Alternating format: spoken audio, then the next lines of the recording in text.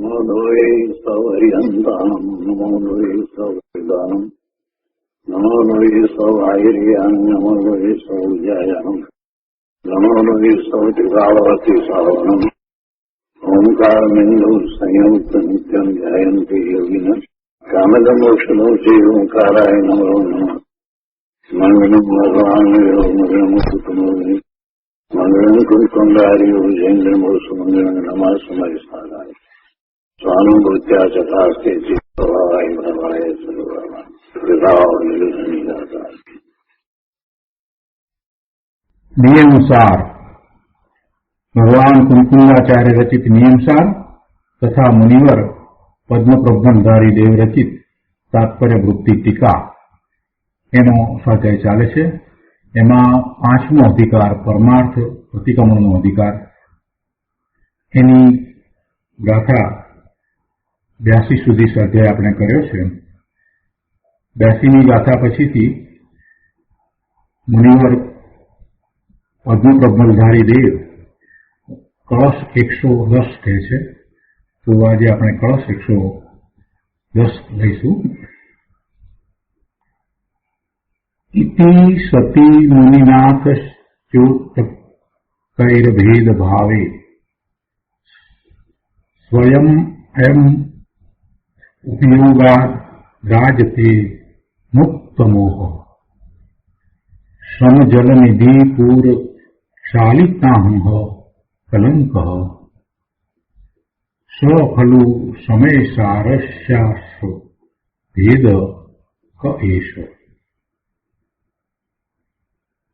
શ્લોકના અર્થમાં કહે છે કે એ રીતે જ્યારે મુનિનાથને અત્યંત ભેદભાવ, ભેદ વિજ્ઞાન, ભેદભાવ એટલે અહીંયા ભેદ વિજ્ઞાન, ભેદ જ્ઞાનના પરિણામ થયા છે. એ રીતે જ્યારે મુનિનાથને અત્યંત ભેદભાવ થાય છે, એટલે કે ભેદ જ્ઞાનના એવા પરિણામ થાય છે, ત્યારે આ સમયસાર સ્વયં ઉપયોગ હોવાથી મુક્ત મોહ એટલે મોહ રહિત, મુક્ત મોહ, મોહ રહિત થયો થકો સમ જલનિધિના પૂરથી, જલનિધિ સમુદ્ર મહાદરિયો પણ સમ મૂકે છે અહીંયા, એટલે સમ જલનિધિના પૂરથી એટલે ઉપસમ સમુદ્રની ભરતીથી. ઉપસમ છે અને ઉપસમ પણ કેવો છે? ખૂબ ઉપસમ છે, એટલે એની ભરતી કઈ? ઉપસમ સમુદ્રની ભરતીથી પાપ કલંકને ધોઈ નાખીને વિરાજે છે, શોભે છે. સમયસાર પોતે ભગવાન આત્મા એવો એ શોભી રહ્યો છે, તો એના વિશે કહે છે કે આ ખરેખર આ સમયસારનો કેવો ભેદ છે. અહીંયા મુનિરાજની દશાની વાત કરી અને એ વખતે એમનો આત્મા જે રીતે પ્રવર્તી રહ્યો છે એ વાત કરી. અગાઉ 82ની ગાથાની ટીકામાં મુનિરાજ પદ્મપ્રબંધધારી દેવે મુકુંદાચાર્ય ભગવાનની ગાથાને બહુ સરસ રીતે વિસ્તારપૂર્વક સમજાવી કે ભેદનો અભ્યાસ થતાં જીવ મધ્યસ્થ થાય છે અને તેથી ચારિત્ર થાય છે, અને એને દ્રઢ કરવા માટે આ નિશ્ચય પ્રતિક્રમણ છે એની વાત કરી. હવે એવા નિશ્ચય પ્રતિક્રમણ સહિત જે પ્રવર્તે છે એવા મુનિરાજની વાત કરે છે, એટલે એમને એમ કહે છે કે મુનિનાથ, મુનિનાથનો અર્થ ગુરુદેવે બહુ સુંદર કર્યો છે, આપણે ત્યારે સમજશું, પણ અહીંયા તો સહેજ શ્લોકને સમજી લઈએ કે શું કહેવા માંગે છે. કે મુનિનાથની આવી અદભુત દશા છે, એમને ભેદ અભ્યાસ કર્યો છે, એટલે ભેદનો અભ્યાસ એમને સતત વર્તી રહ્યો છે, એટલે ભેદ વિજ્ઞાનના પરિણામ સહિત પોતે થયા છે. ભેદ જ્ઞાન કોનાથી થયું છે? જગતના બધા જ પદાર્થો અને એ પદાર્થો પ્રત્યેના જે ભાવ છે, જે વિકલ્પ છે, એ બધાથી પોતે જુદા ભગવાન આત્મા છે. એવું ભેદ જ્ઞાન જેમને સતત છે એવા મુનિરાજની વાત કરી છે, એટલે એમને મુનિનાથ કયા. તો એવા મુનિનાથ એવી જયારે દશા છે તો એમાં શું છે? તો કહે છે કે ત્યારે આ સમયસાર સ્વયં ઉપયોગ હોવાથી, જો ઉપયોગ કોને કહીએ છીએ આપણે? ચૈતન્ય અનુવિધાયી પરિણામને આપણે ઉપયોગ કહીએ છીએ. ચૈતન્યને અનુસરીને થતા પરિણામ, ચૈતન્યના પરિણામ, એને આપણે ઉપયોગ કહીએ છીએ. અને એ જ્ઞાન ઉપયોગ અને દર્શન ઉપયોગ એમ બે પ્રકારનો હોય છે. આ તો આપણે સિદ્ધાંત શાસ્ત્રમાંથી વાત સમજ્યા છીએ. જ્ઞાન ઉપયોગ અને દર્શન ઉપયોગ, અને નિયમસારની અંદર પણ એની વાત અગાઉ આવી ગઈ. 10મી 11મી એ બધી ગાથામાં એ ઉપયોગની વાત આવી ગઈ. તો અહીંયા કહે છે કે એ ઉપયોગ રૂપ આત્મા છે. આ સમયસાર સ્વયં ઉપયોગ હોવાથી, પોતે લક્ષ કરનારો છે અને પોતાનું જ લક્ષ કરનાર છે. તો અહીંયા પોતે લક્ષ કરનાર છે એની ઉપર વજન છે. કે છે કે ત્યારે આ સમયસાર સ્વયં ઉપયોગ હોવાથી પોતાનું ત્રિકાળ શુદ્ધ સ્વરૂપ અને એનો આ ઉપયોગ એ કાંઈ ખરેખર જુદા નથી. પણ અનાદિનો એ પોતે પોતાના ત્રિકાળ શુદ્ધ સ્વરૂપને ભૂલી ગયો છે અને એનો ઉપયોગ પરલક્ષી થયો છે. એટલે એને જ્ઞાન ભાન જ નથી કે પોતે કોણ છે. બાકી પોતે જે છે એનું લક્ષ્ય થતા જે ઉપયોગ થાય છે એ શુદ્ધ ઉપયોગ છે. અને એવા શુદ્ધ ઉપયોગ રૂપે પોતે જ ભગવાન આત્મા છે. કે છે કે ત્યારે આ સમયસાર સ્વયં ઉપયોગ હોવાથી મુક્ત મોહ થયો થકો. કોણ મુક્ત મોહ થયો છે? પોતે જ મુક્ત મોહ થયો છે. મોહથી મુક્ત પોતે જ થયો છે. અને એ વખતે બીજું શું થયું છે? તો કહે છે કે સમગ્ર પાપ કલંક ધોવાઈ ગયું છે. કેવી રીતે ધોવાઈ ગયું છે? તો કે છે ઉપશમ સમુદ્રની ભરતીથી પાપ કલંકને ધોઈને એવો એ સમયસાર એ આત્મા શોભી રહ્યો છે.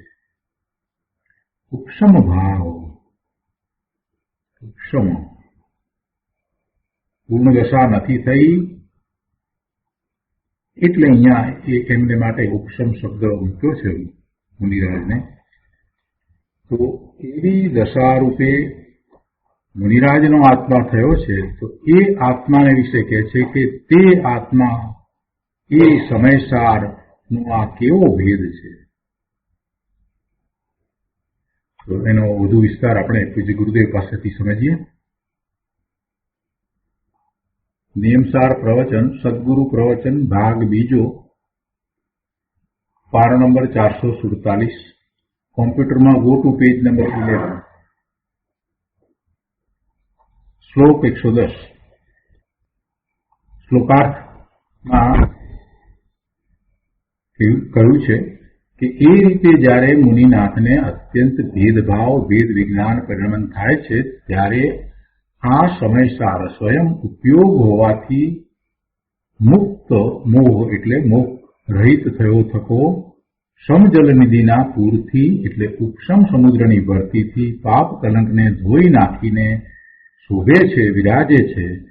તે આ ખરેખર આ સમયસારનો કેવો ભેદ છે. હવે એનો વિસ્તાર કરતા આગળના પાના ઉપર ગુરુદેવ કહે છે કે સાચું પ્રતિક્રમણ કોને હોય છે તેની અહીંયા વાત છે. આ આત્મા જ્ઞાયક સ્વભાવી છે, પણ તેની એક સમયની પર્યાયને કર્મ સાથે નિમિત્ત નૈમિતિક સંબંધ છે. સાચું પ્રતિક્રમણ મુનિરાજને હોય છે તો એમની વાત લીધી છે અને એ વાતને સમજાવી છે. એટલે ગુરુદેવ મૂળમાંથી વાત કહે છે કે આત્મા જ્ઞાન સ્વભાવી છે. આ આત્મા એટલે દરેકનો આત્મા જ્ઞાન સ્વભાવી છે, અને જ્ઞાન એટલે આત્માનું જ્ઞાન, પોતાનું જ્ઞાન. આ દ્રવ્યશ્રુતનો અભ્યાસ કરીએ છીએ, શાસ્ત્રોનો અભ્યાસ કરીએ છીએ, અને જે માહિતી મેળવીએ છીએ એ માહિતીની વાત નથી, આત્માનું જ્ઞાન. અને આત્મા એવા જ્ઞાન સ્વભાવી છે. તો આ આત્મા જ્ઞાયક સ્વભાવી છે, પણ તેની એક સમયની પર્યાયને કર્મ સાથે નિમિત્ત નૈમિતિક સંબંધ છે. પોતે જ્ઞાન સ્વભાવી ભગવાન આત્મા છે, છતાંય વર્તમાન વર્તતી એક સમયની પર્યાય, વર્તમાન વર્તતી એક સમયની પર્યાય એને કર્મ સાથે નિમિત્ત નૈમિતિક સંબંધ છે. એટલે વર્તમાન વર્તતી એક સમયની જે પર્યાય થાય છે એના નિમિત્તે એને કર્મનો બંધ થાય છે, અથવા તો કર્મનો બંધ નથી થતો, નેજરા થાય છે. જો વર્તમાન વર્તતી પર્યાય પરનું લક્ષ કરવા વાળી છે તો એને શુભ કે અશુભ ભાવ થાય છે, આશ્રય થાય છે, અને કર્મનો બંધ પડે છે. અને જો વર્તમાન વર્તતી પર્યાય પોતાના સ્વભાવ ભાવે રહે છે, સ્વરૂપને વિશે એકાગ્રતા કરે છે, તો એને નિર્જરા થાય છે, સંવર થાય છે, અને સાચી નિર્જરા થાય છે. એટલે એવો એક સમયની પર્યાયને કર્મ સાથે નિમિત્ત નૈમિતિક સંબંધ છે. કેમ કે કર્મ જુદા છે અને પોતે એવી દશા રૂપે થાય છે, ત્યારે સામે જે કંઈ કર્મનું થવું હોય તે થાય છે. એટલે કર્મ સાથે નિમિત્ત નૈમિતિક સંબંધ કરો. હવે કહે છે ગુરુદેવ કે તે સંબંધ હોવા છતાં, એટલે એવો કર્મ સાથેનો એનો નિમિત્ત નૈમિતિક સંબંધ છે. જો કર્મ સાથેના સંબંધને વર્તમાનમાં લોકો વિપરીત રીતે સમજે છે. એમ જ સમજે છે કે કર્મ એ કોઈક એવો ભગવાન છે કે જે બધાનું નિયમન કરે છે, બધાને પોતે કાબુમાં રાખે છે. જેમ હિન્દુમાં જે ઈશ્વર છે તે જ જગતનો કરતા હરતા નિયમ કરનાર છે, એવી માન્યતા છે. અને એવી જ રીતે વર્તમાનમાં સંપ્રદાયને વિશે આવી ઘાને માન્યતા થઈ ગઈ છે કે કર્મ જ બધું કરે છે. એટલે કર્મ જેમ કરાવે એમ જીવે વર્તવું પડે. એટલે એ ઊંધી માન્યતાને પહેલા છોડવાની છે, અને કર્મ શું કરી શકે, આત્માની અંદર શું કરી શકે એને બરાબર સમજવાનું છે. ખરેખર કર્મ આત્મામાં કાંઈ કરતું નથી, એની સાથે આત્માને નિમિત્ત નૈમિતિક સંબંધ છે. એટલે બંને બાજુનો સંબંધ છે. નિમિત્ત નૈમિતિક સંબંધ બંને બાજુનો છે. એટલે કે કર્મના નિમિત્તને લઈને જીવ શુભાશુભ ભાવે થાય છે. કર્મના ઉદયો આવ્યા છે તો એ નિમિત્ત પામીને જીવ શુભાશુભ ભાવે થાય છે, અને બીજી બાજુ જીવ શુભાશુભ ભાવે થાય છે અને ભાવ કર્મ થાય છે તો એના નિમિત્તે દ્રવ્ય કર્મ બંધાય છે. એટલે બંને પ્રકારે એને સંબંધ જે છે એ કર્મ સાથે તો નિમિત્ત નૈમિતિક સંબંધ જ છે. આવો સંબંધ છે, નથી એમ નહીં. આવો સંબંધ જો નથી તો એ સિદ્ધ હોવો જોઈતો હતો, પણ એમ તો નથી. આવો સંબંધ છે અને કર્મના બંધ પણ પડે છે, અનાદિનું એમ જ ચાલી રહ્યું છે, એવી એની સંસાર અવસ્થા પણ છે. એટલે કર્મ સાથે નિમિત્ત નૈમિતિક સંબંધ છે, પણ એ સંબંધ હોય તો ભલે રહ્યો, એથી શું થઈ ગયું? એ સંબંધ હોવા છતાંય પોતે તો ભગવાન આત્મા છે, અને આ સંબંધ છે તો નિમિત્ત નૈમિતિક સંબંધ છે. વાસ્તવમાં કર્મ એની અંદર કાંઈ કરી નાખે છે, એટલે આત્મામાં કાંઈ કરી નાખે છે એમ પણ નથી. એટલે ગુરુદેવ કહે છે કે તે સંબંધ હોવા છતાં જ્ઞાયક સ્વભાવ પોતે પોતાથી પરિણમે છે. કર્મ સાથેનો એવો સંબંધ છે, અને કર્મના ઉદયને કારણે એ આ શરીર સાથે રહ્યો છે તો ભલે રહ્યો, એવું બધું ઘણું છે. કર્મના ઉદયને કારણે એને કેટલાય સંયોગો પ્રાપ્ત થયા છે તો ભલે રહ્યું એ બધું. પોતે એથી કંઈ ભગવાન આત્મા જ્ઞાન સ્વરૂપ છે એ બદલાઈ જતો નથી. પોતે તો ત્રિકાળ જ્ઞાન સ્વભાવે જ રહ્યો છે, અને એવા જ્ઞાન સ્વભાવે પોતે પોતાથી પરિણમે છે. એમાં એને કર્મની કોઈ અપેક્ષા નથી.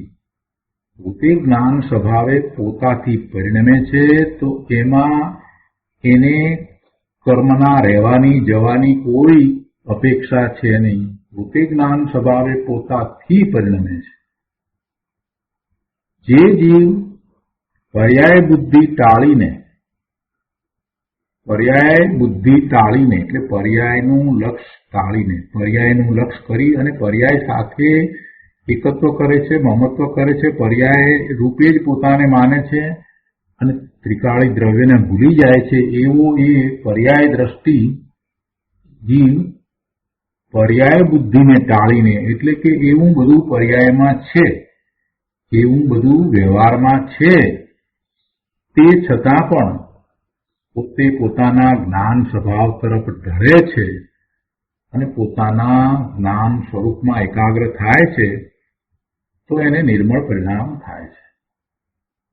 એ વાત અહીંયા ગુરુદેવ કહે છે કે જે જીવ પર્યાય બુદ્ધિ ટાળીને નિમિત્ત નૈમિતિક સંબંધ છોડીને સ્વભાવ તરફ ઢળ્યો છે, તેને આત્મા અને રાગ વચ્ચે ભેદ પાડવાનો અભ્યાસ છે. એને જ ખરેખર સાચા અર્થમાં ભેદ પાડ્યો છે. પોતે ભગવાન આત્મા જુદો અને આ બીજું બધું જુદું. પોતાને પરના લક્ષ્ય થતા શુભ કે અશુભ ભાવ, જે રાગ કે દ્વેષના પરિણામ છે, એનાથી પણ પોતે જુદો, એટલે રાગથી પણ પોતે જુદો, એવું ભેદ જ્ઞાન એને હોય છે.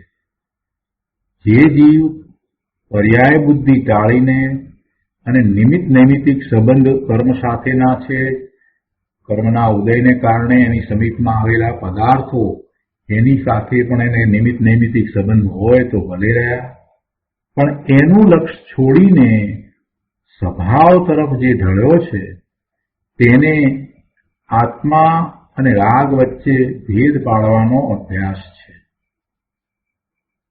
આત્મા દ્રવ્ય છે, અસંખ્ય પ્રદેશી તેનું ક્ષેત્ર છે, જ્ઞાન આદિ શક્તિઓ તેના ભાવો છે.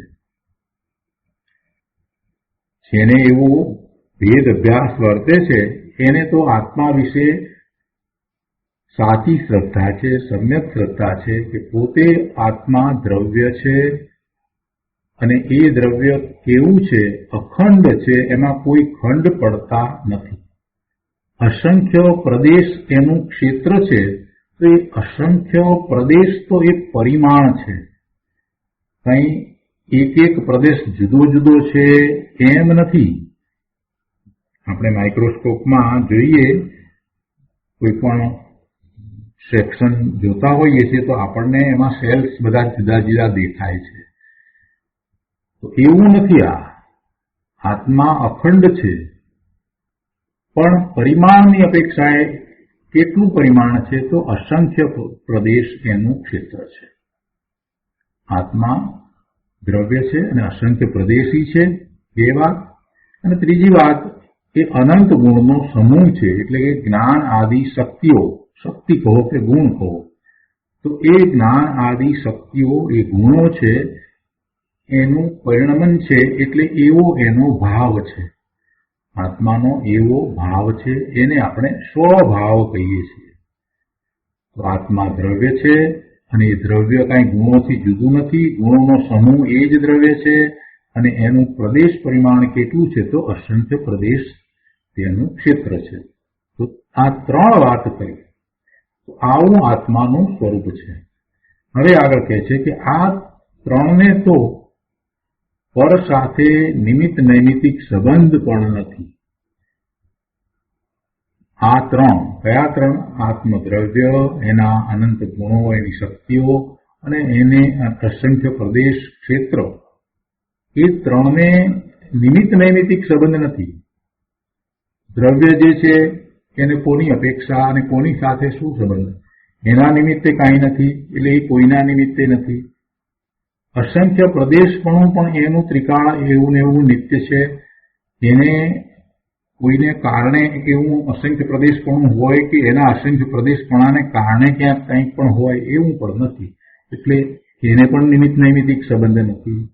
અને આ જ્ઞાન આદિ અનંત શક્તિઓ અંદરમાં જે છે જેનું પરિણમન છે એટલે એવો એનો સ્વભાવ છે, એ ભાવ, એને પણ કોઈ સાથે કાંઈ સંબંધ નથી. એ પોતે સ્વયં પોતે પોતાથી છે, અનંત ગુણો પોતે સ્વયં પોતાથી છે અને એનું પરિણમન પોતાથી છે. એના નિમિત્તે કોઈને કાંઈ છે એમ પણ નથી, એટલે એના કોઈના નિમિત્તે એને કાંઈ છે એમ પણ નથી.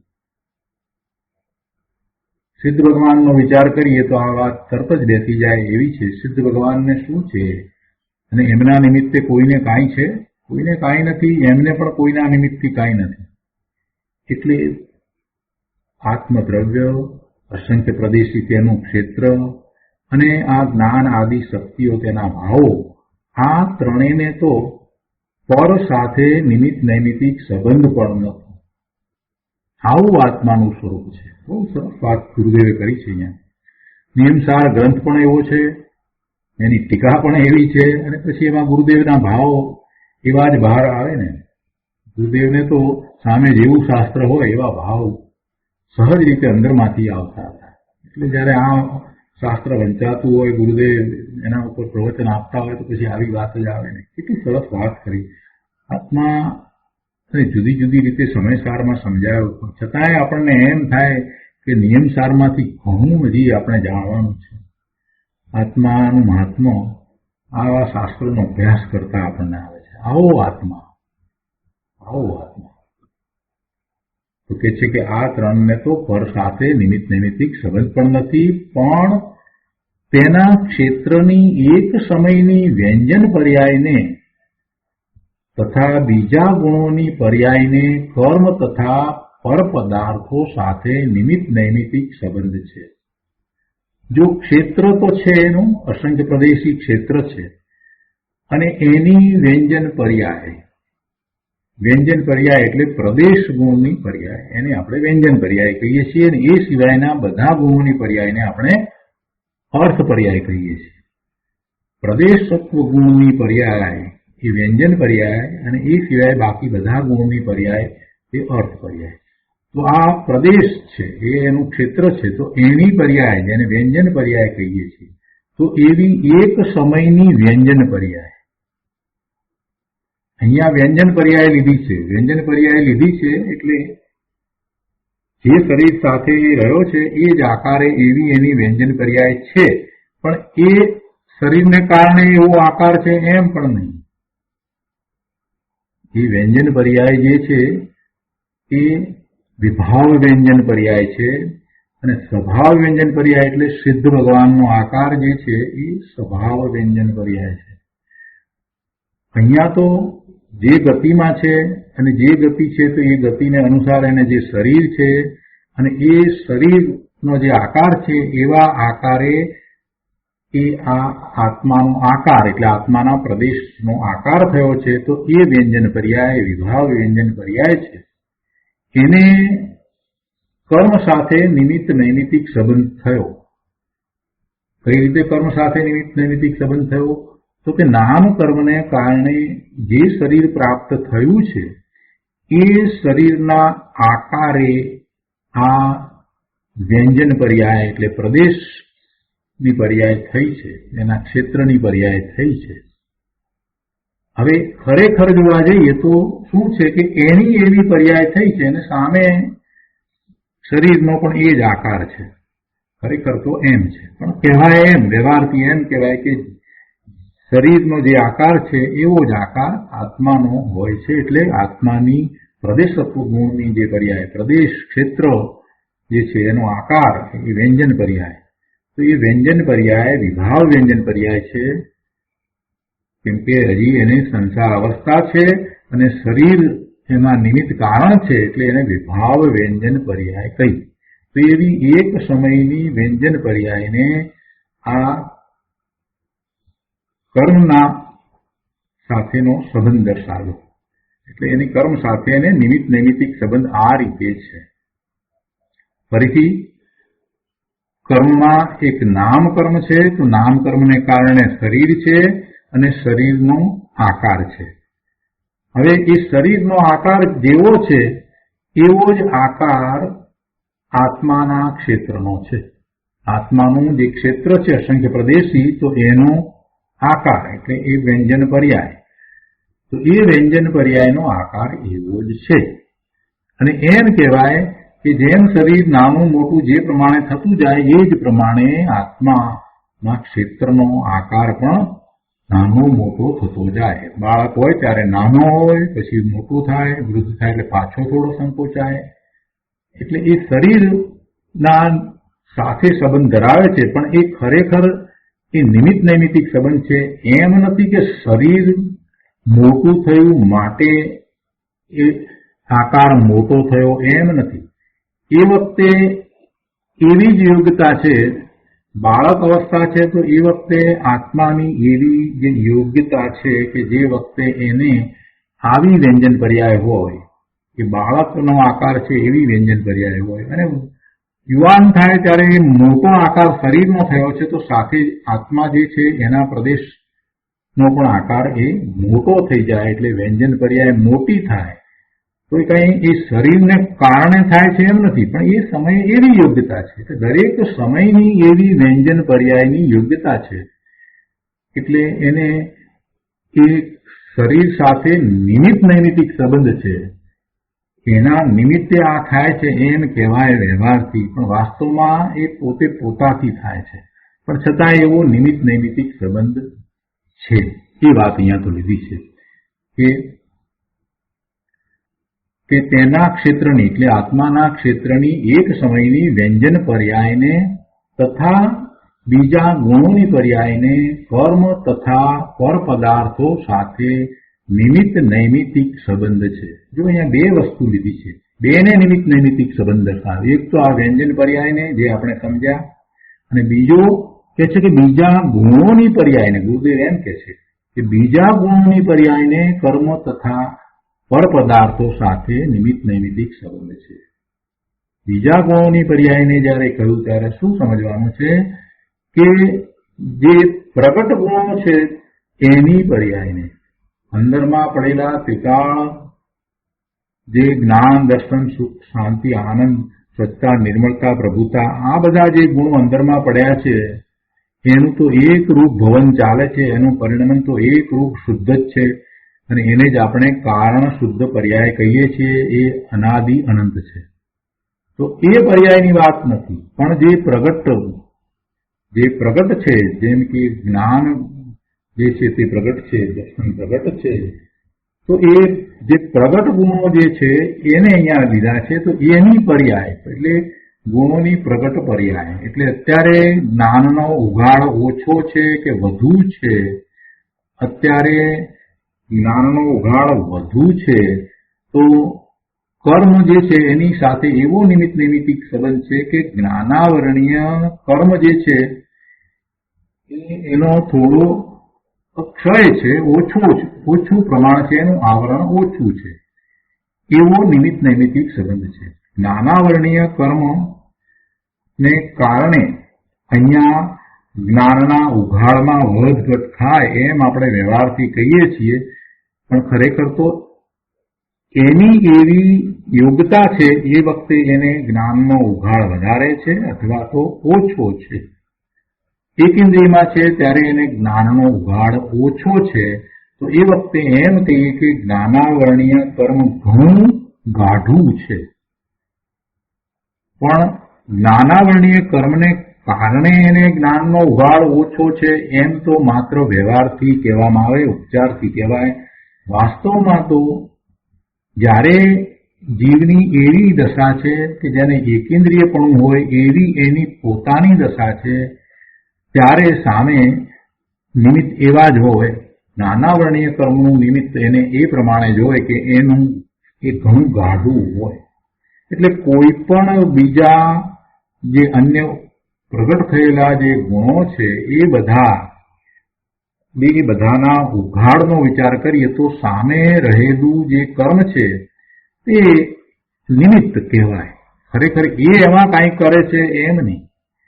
આને જ્ઞાનનો ઉઘાડ વધુ થયો તો આપણે એમ કહીએ કે જ્ઞાનાવરણીયનો થોડો વધુ ક્ષય થયો, એટલે ઓછું થયું. જ્ઞાનાવરણીયનો પૂર્ણપણે ક્ષય નથી થયો, એનો ઉપશમ થયો, ક્ષયોપશમ થયો, એ બધું આપણે જે કહીએ છીએ, તો એમાં અહીંયા તો સમજવું એટલું છે કે એ જે ગાઢ હતું એમાંથી ઓછું થયું,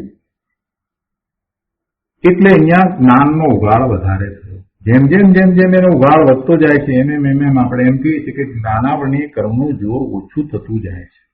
એ જ રીતે બધા કર્મને વિશે સમજવાનું. પણ એ તો ગુણ જે પ્રગટે છે એને માટે વાત કરી, અને એમાં એક કર્મને કારણે થાય છે એમ નથી. સંપ્રદાયમાં એવી જ માન્યતા ચાલી આવી છે કે એ કર્મના ઉદયો છે માટે એને જ્ઞાન થતું નથી.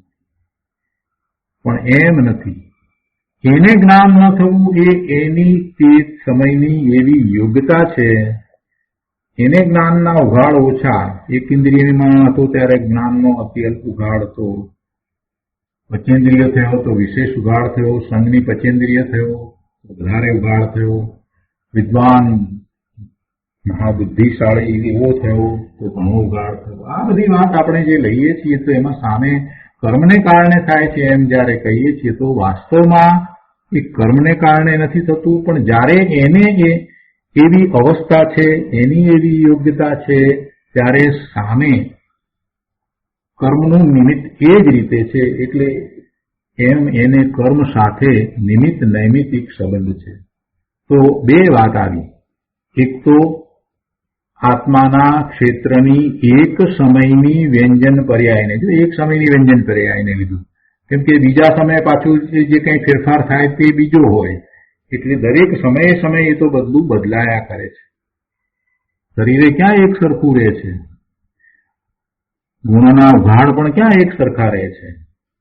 એટલે કે છે કે એક સમયની વ્યંજન પર્યાયને તથા બીજા ગુણોની પર્યાયને ઉઘાડ પર્યાય લીધી છે ને અહીંયા, તો એને કર્મ તથા પર પદાર્થો સાથે નિમિત્ત નૈમિતિક સંબંધ છે. જ્યારે મૂળ દ્રવ્યની વાત લીધી કે પોતાનું ત્રિકાળ દ્રવ્ય જે છે તે તથા તેના અનંત ગુણ એટલે શક્તિઓ, જે એનો ભાવ છે અને એનું અસંખ્ય પ્રદેશ ક્ષેત્ર છે, તો એને નિમિત્ત નૈમિતિક સંબંધ નથી. એ ત્રણને નથી. પણ એના ક્ષેત્રની એક સમયની વ્યંજન પર્યાયને તથા બીજા ગુણોની એટલે પ્રગટ ગુણોની પર્યાયને કર્મ તથા પર પદાર્થો સાથે નિમિત્ત નૈમિતિક સંબંધ છે. પેલું ત્રિકાળી ધ્રુવ છે અને આ પર્યાય છે, અને આ પર્યાયોને વ્યંજન પર્યાયને તથા તે પ્રગટ રૂપો જે પર્યાય છે એને કર્મ તથા પર પદાર્થો સાથે નિમિત્ત નૈમિતિક સંબંધ છે. હું ધારું છું કે હવે બધાને આ વાત સ્પષ્ટ થઈ હશે. ગુરુદેવે બહુ ગહન વાત કરી છે અહીંયા. હવે આગળ કહે છે કે તે સંબંધની દ્રષ્ટિ છોડી, કયા સંબંધની? કે આવો જે નિમિત્ત નૈમિતિક સંબંધ છે એ નિમિત્ત નૈમિતિક સંબંધ તરફ અનાદિનું એનું લક્ષ્ય છે. જીવને આ પરપદાર્થો સાથે કર્મના ઉદય સાથે ખરેખર નિમિત્ત નૈમિતિક સંબંધ છે, છતાંય એની સાથે એને ઘણું એકત્વ છે. એના દ્વારા એ પોતાનું ઇષ્ટ અનિષ્ટ જાણે છે કે એના દ્વારા જ એને સારું થશે અથવા તો નુકસાન થશે. એ એને માટે ઈષ્ટ છે અથવા અનિષ્ટ છે. એટલે કર્મના ઉદયો અને પરપદાર્થો સાથેનો એનો જે નિમિત્ત નૈમિતિક સંબંધ છે, એવા નિમિત્ત નૈમિતિક સંબંધને જેમ છે તેમ જાણી અને છોડવાને બદલે એ એમાં જ રાચી રહ્યો છે. તો કહે છે કે એ નિમિત્ત નૈમિતિક સંબંધની દ્રષ્ટિ છોડી, એનું લક્ષ્ય છોડી, અને જે ત્રિકાળ છે એવો એનો સ્વભાવ, એવા સ્વભાવ સાથે સંબંધ રાખવો તે સમ્યક દર્શન છે. એવા સ્વભાવ સાથે જોડાણ થાય ત્યારે નિર્મળ પરિણામ થાય છે. તો કહે છે કે અહીંયા તો દ્રષ્ટિ ઉપરાંત સ્વભાવમાં સ્થિરતા દ્વારા અસ્થિરતાનો સંબંધ પણ જે છોડે છે તેને પ્રતિક્રમણ હોય છે. એટલે પહેલી વાત તો આપણને એ સમજાવી કે જગતના પદાર્થો સાથે અને કર્મના ઉદયોને કારણે જે સંયોગો આવે એ બધા સાથે એને ખરેખર તો નિમિત્ત નૈમિત્તિક સંબંધ છે અને એવા નિમિત્ત નૈમિત્તિક સંબંધમાં જે અનાદિનો રાચી રહ્યો છે એને પોતાના ત્રિકાળ સ્વરૂપનું ભાન નથી. પોતાનું ત્રિકાળ ધ્રુવ સ્વરૂપ તો એવું છે કે એને કોઈ સાથે નિમિત્ત નૈમિત્તિક સંબંધ છે જ નહીં. તો એ સમજાયું અને એવા ત્રિકાળ શુદ્ધ સ્વરૂપ નું લક્ષ્ય કરવું, એનો સંબંધ રાખવો અને પેલા પરપદાર્થો સાથેનો નિમિત્ત નૈમિત્તિક સંબંધ છે એને છોડવો, એટલે એનું લક્ષ્ય છોડવું. એનાથી પોતાને કાંઈ લાભ નથી કે નુકસાન પણ નથી એમ એ સઘળા નિમિત્ત નૈમિત્તિક સંબંધોને સમજી અને છોડવા. વર્તમાનમાં આપણે થોડાક દાખલા લઈએ એટલે વધારે સ્પષ્ટ થાય. વર્તમાનમાં એને મૂડી ઘણી મળી છે, પૈસા ઘણા મળ્યા છે, તો એને એની સાથે એવું નિમિત્ત નૈમિત્તિક સંબંધ છે કે પોતાને એવા શુભભાવ થયા, એને કારણે એવો પુણ્યનો બંધ પડ્યો અને પુણ્યના બંધ પડ્યા તો એને એ પુણ્યના બંધ પડ્યા અને એ ઉદયમાં આવ્યા તો એના નિમિત્તે આ લક્ષ્મી ધન મૂડી બધું પ્રાપ્ત થયું. તો એની સાથે એને માત્ર નિમિત્ત નૈમિત્તિક સંબંધ છે. એ પરપદાર્થ છે અને એ પરપદાર્થ આત્માનો નથી, પરપદાર્થ રૂપ આત્મા થઈ શકતો નથી અને એ પરપદાર્થ આત્મામાં કાંઈ કરતું નથી. એ એને ઈષ્ટ પણ નથી ને એ એને અનિષ્ટ પણ નથી. એ માત્ર એના જ્ઞાનનું જ્ઞેય છે અને એની સાથે એને માત્ર નિમિત્ત નૈમિત્તિક સંબંધ છે. આમ વિચાર કરવો. એને પુણ્યના બંધ પડ્યા હતા એટલે એના નિમિત્તે એને સારું ઘર અને 2-3 મોટરકાર મળ્યા, પણ એ બધું એ પુણ્યનો બંધ પડ્યો હતો અને પુણ્યનો ઉદય છે તો એના નિમિત્તે એની સમીપમાં છે, પણ એની સાથે એના આત્માને કાંઈ સંબંધ નથી, માત્ર નિમિત્ત નૈમિત્તિક સંબંધ છે, વાસ્તવિક સંબંધ નથી. એટલે એનું લક્ષ્ય છોડવું, સમજીને છોડવું કે આ તો બધું નિમિત્ત ને કારણે પ્રાપ્ત થયું છે. પુણ્યનો બંધ પડ્યો હતો અને પુણ્યનો બંધ પડ્યો હતો ત્યારે પણ એ એવા સંયોગોનું લક્ષ્ય કરીને એને પુણ્યના બંધ પડ્યા હતા. પાપનો બંધ પડ્યો ત્યારે પણ એને સંયોગોનું લક્ષ્ય કરીને એ રૂપે થતા પાપના બંધ પડ્યા હતા. એટલે એ બધું કાંઈ શાશ્વત નથી, એ કાયમ રહેવા વાળું નથી. એની સાથે એને બીજો કોઈ સંબંધ નથી, માત્ર નિમિત્ત નૈમિત્તિક સંબંધ છે. આમ આ નિમિત્ત નૈમિત્તિક સંબંધને સમજીને એનું લક્ષ્ય છોડવું અને જે પોતાનું ત્રિકાળ છે, જે કાયમ રહે છે, જે નિત્ય છે, એવું પોતાનું શુદ્ધ સ્વરૂપ છે, પોતાનો એવો સ્વભાવ છે, એની સાથે સંબંધ જોડવો. જો એની સાથે સંબંધ તો અનાદિનો એને છે જ પણ એનું લક્ષ્ય નથી, એટલે અપેક્ષાએ એમ કહેવાય કે વર્તમાન જ્ઞાનની પર્યાય જે પોતાના ત્રિકાળી શુદ્ધ સ્વરૂપનો સંબંધ નથી કરતી, એટલે કે એ તરફ ઢળતી નથી, એટલે કે એનું જ્ઞાન નથી કરતી, એ વર્તમાન જ્ઞાનની પર્યાયને સ્વરૂપ તરફ ઢાળવી. ગુરુદેવ એ કહે છે કે એવા નિમિત્ત નૈમિત્તિક સંબંધની દ્રષ્ટિ છોડી અને સ્વભાવ સાથે, પોતાનો સ્વભાવ જે ત્રિકાળ છે એની સાથે સંબંધ રાખવો અને એવું કરતા એને નિર્મળ પરિણામ થાય છે, સમ્યક દર્શન, સમ્યક જ્ઞાન, સમ્યક ચારિત્રના પરિણામ થાય છે.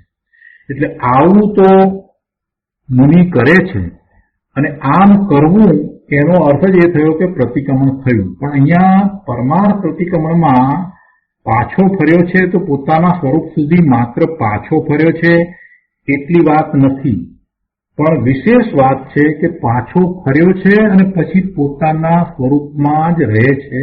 એટલે પોતાના સ્વરૂપને સ્પર્શીને પાછો બહાર આવી જાય એવી અસ્થિરતા જે છે એ અસ્થિરતાને પણ દૂર કરે છે. એટલે કહે છે કે આ જે દ્રષ્ટિ સ્વરૂપ તરફ કરવી ત્યાં સુધી તો વાત આપણે લઈ ગયા, એટલે એ પાછો ફર્યો, પ્રતિક્રમણ કર્યું.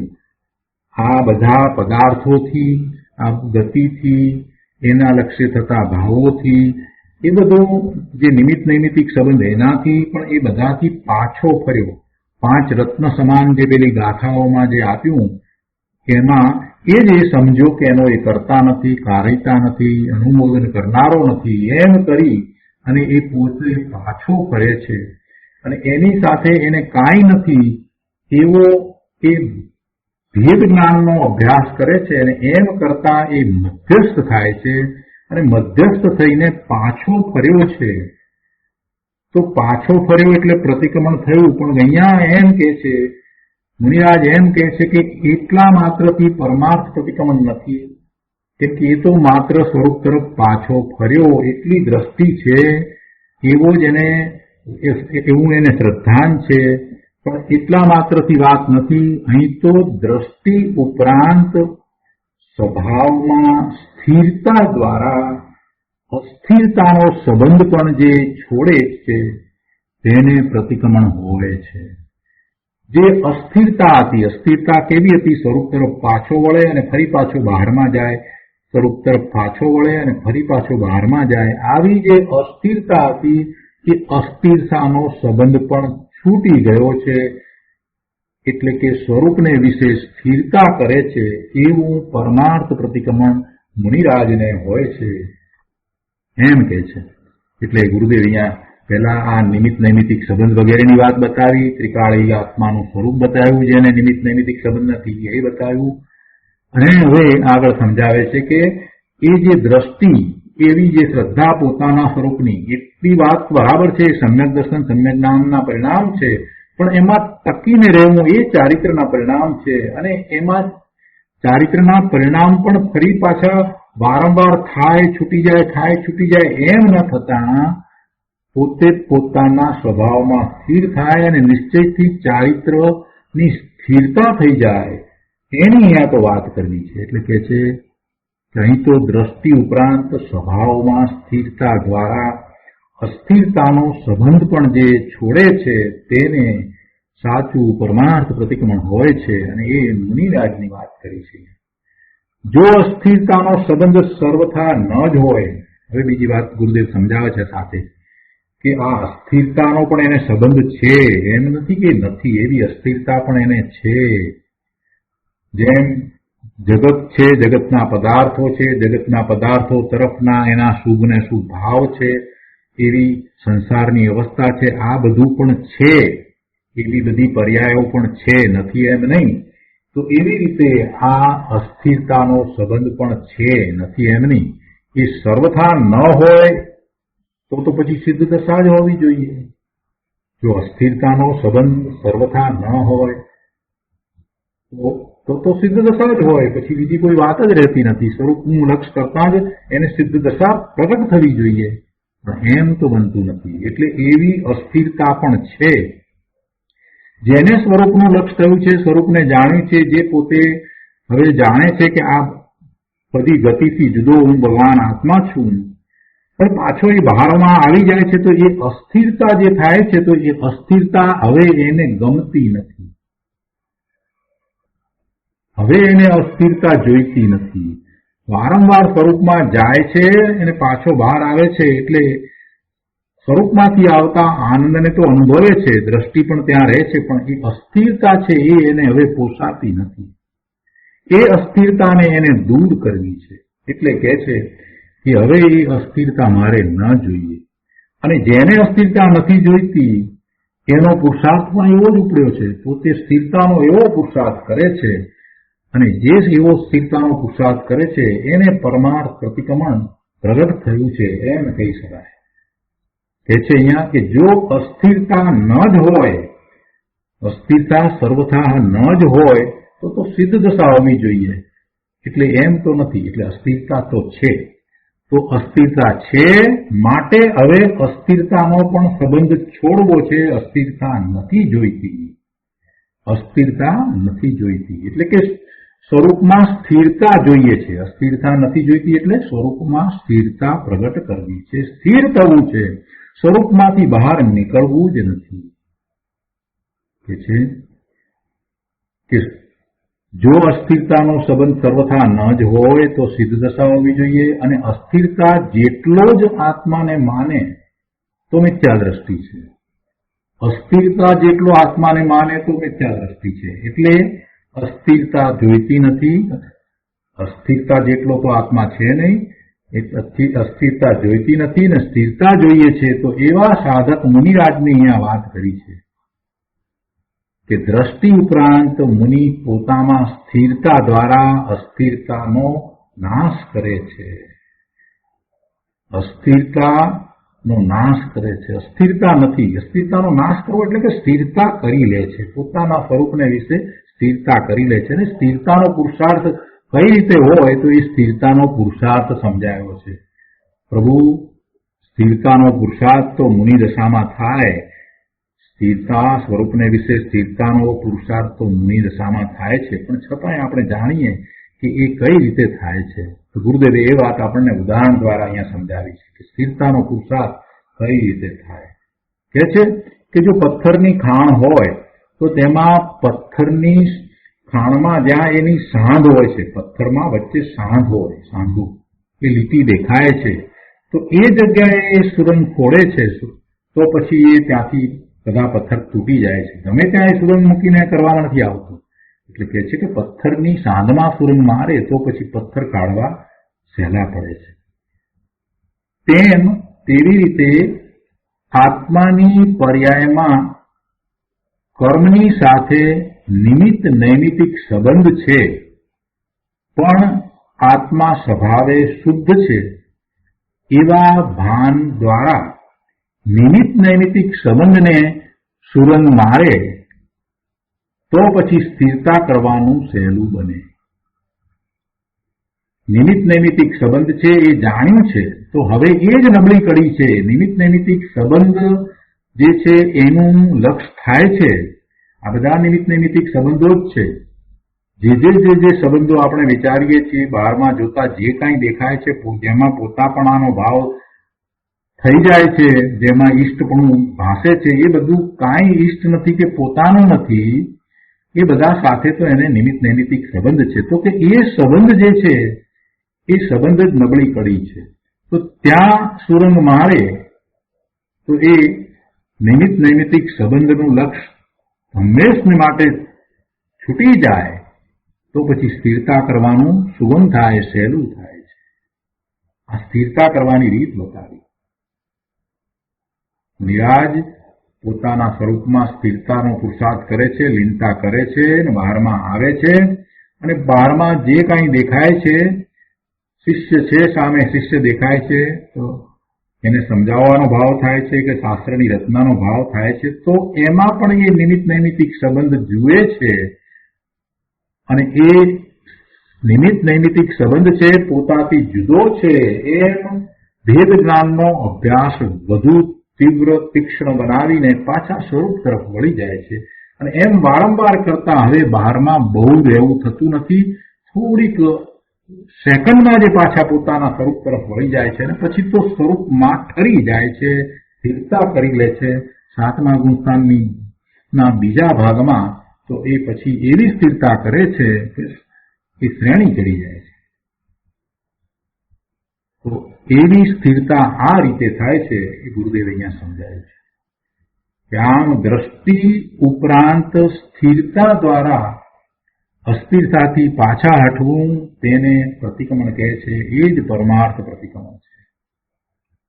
બહુ સરસ વાત કરી છે, સૂક્ષ્મ વાત કરી છે. એમાં જે ભાવ ભરેલા છે એને સમજતા આપણને એમ થાય કે હો મુનિરાજનો આવો પુરુષાર્થ. તો શું કહ્યું આના આ આખા પેરેગ્રાફના નિચોડ રૂપે શું વાત કરી કે શુદ્ધ આત્માના ભાન સહિત અશુદ્ધતાથી પાછા ફરવું અને વિશેષ શુદ્ધતા પ્રગટ કરવી તે પ્રતિક્રમણ છે. આ વિશેષ શુદ્ધતા આ રીતે છે.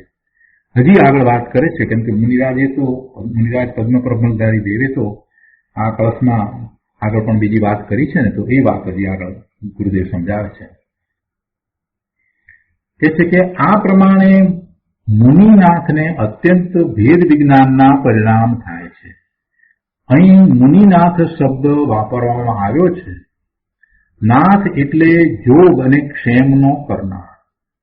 જોગ અને ક્ષેમ આપણે લખીએ છીએ ને કે કાગળમાં લખીએ, પત્રમાં લખીએ છીએ ને કે ક્ષેમ કુશળ હશો.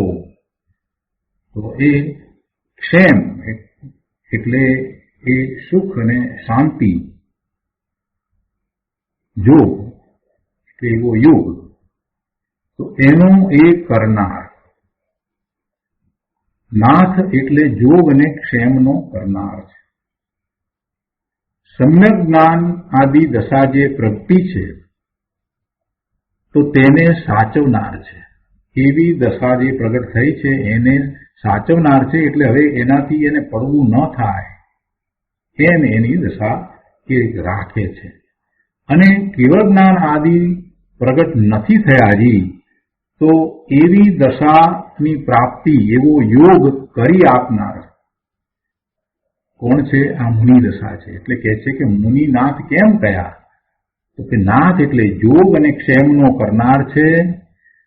સમ્યક જ્ઞાન આદિ દશા જે પ્રગતિ છે તેને સાચવનાર છે, અને કેવળ જ્ઞાન આદિ દશા પ્રગટ નથી તો એનો યોગ કરી આપે છે, માટે મુનિનાથ કહ્યું છે. માટે મુનિને મુનિનાથ કયા છે. હવે કે છે કે જો મુનિ દશા પ્રગતિ જ ન હોય તો મુનિ નથી ને મેળવવાનું બાકી ન હોય તો વિતરાગ હોવો જોઈએ. શું કે છે? જો મુનિ દશા પ્રગતિ જ ન હોય તો મુનિ નથી, અને મેળવવાનું બાકી ન હોય તો વિતરાગ હોવો જોઈએ. એટલે આવું તો છે નહીં. મુનિ દશા ન પ્રગટી હોય તો મુનિ પણ નથી, અને જો એને મેળવવાનું કાંઈ બાકી ના રહેવું હોય તો પછી પૂર્ણ વિતરાગ હોવો જોઈએ. એવું તો નથી. એટલે એનો અર્થ શું થયો? એને મુનિ દશા પ્રગટી છે, જે પ્રગટ્યું છે એને એ સાચવી રાખે છે. જેટલું પ્રગટ્યું છે, જે દશા પ્રગટ થઈ છે એને સાચવી રાખે છે, અને સ્થિરતા દ્વારા નવું મેળવે છે. આવા મુનિનાથને ક્ષણે ક્ષણે ભેદ જ્ઞાન ઉપરાંત સ્થિરતા વધે છે. મુનિનાથને ક્ષણે ક્ષણે ભેદ જ્ઞાન ઉપરાંત સ્થિરતા વધે છે. ભેદ જ્ઞાન કરી અને મધ્યસ્થ ભાવે થાય છે, અને વારંવાર ભેદ જ્ઞાનનો અભ્યાસ રહે છે, એટલે એને હવે સ્થિરતા વધતી જાય છે. સ્વરૂપને વિશે સ્થિરતા વધે છે. નબળાઈ, પુરુષાર્થની નબળાઈ ઘટે છે. નબળાઈના શુભ ભાવોથી ભેદ પાડે છે. નબળાઈના શુભ ભાવો એટલે પોતાના પુરુષાર્થની નબળાઈને કારણે એ બહારમાં આવે છે, ને જે શુભ ભાવ વગેરે હોય છે તો એનાથી પોતે જુદો એમ એનાથી ભેદ પાડે છે. ત્યારે આ શુદ્ધ આત્મા અંતર્મુખ વલણવાળો થયો હોવાથી રાગને તોડીને સ્વયં ઉપયોગ સ્વરૂપ થયો છે, તે પ્રતિક્રમણ છે. નબળાઈને કારણે જે શુભ ભાવ છે એ શુભ ભાવ જે છે એનાથી પોતે જુદો ભગવાન આત્મા છે એમ એનાથી ભેદ જ્ઞાન કરે છે. ત્યારે આ શુદ્ધ આત્મા અંતર્મુખ વલણવાળો થયો હોવાથી, સ્વરૂપ તરફ ઢળતો હોવાથી રાગને તોડીને સ્વયં ઉપયોગ સ્વરૂપ થયો છે, તે પ્રતિક્રમણ છે. એટલે કે રાગ છોડીને રાગ હવે ઉત્પન્ન થતો નથી એવો એ પોતે અંતર્મુખ વલણવાળો થયો છે, અંતર્મુખ થયો છે, સ્વરૂપ તરફ વળ્યો છે. એટલે પોતે સ્વયં જ એ ઉપયોગ સ્વરૂપ થયો છે. પોતે સ્વયં જ પોતાના સ્વભાવ સ્વરૂપ થયો છે, એટલે પોતે જ એવા ઉપયોગ સ્વરૂપ છે, અને એમ થયો છે એ પ્રતિક્રમણ છે. આ પ્રમાણે અંતરમાં એકાગ્રતા થવાથી અસ્થિરતાથી છૂટો પડે છે, અને ઉપશમ રસને